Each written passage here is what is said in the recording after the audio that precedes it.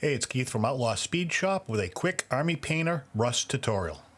1, 2, 1, 2, 3, 4. So this will be a pretty quick tutorial. I've been using the Army Painter Rust paints for a little over, say a month, testing them out, playing around. I get this old Batmobile that I made a post-apocalyptic creation out of, and I'm just doing the detail painting. So I found that by painting the casting black, and I'm just using a black primer, really leads to a good base to use the various Army Painter Rust effects.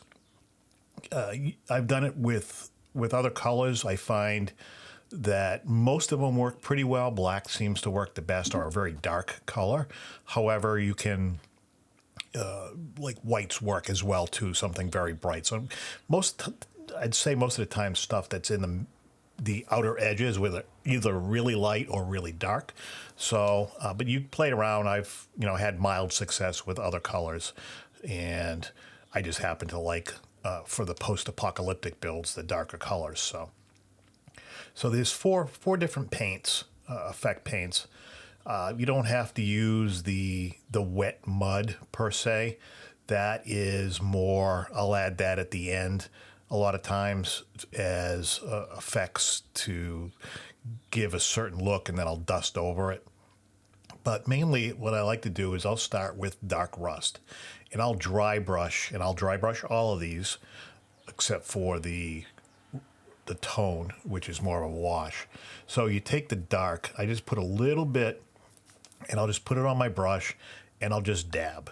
So dry brushing is fairly simple, and for the most part, if you just build up slowly, you can always add. It's harder to take away, obviously. And using I use a crappy brush, stuff that I got at Michael's or anything like that. Nothing fancy, usually pretty beat.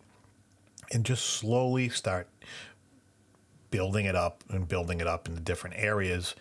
And when you're fairly satisfied, I always step back and take a look at it from further away, because sometimes when you're really up on it, it tends to cloud your judgment per se. So I like having the ability to slowly build up, and at first it won't seem like you're doing much, but just trust the process, slowly build it up. Obviously, in certain areas you may want more rust, certain areas you may not need any. Just do what you think looks good. This is one of those things.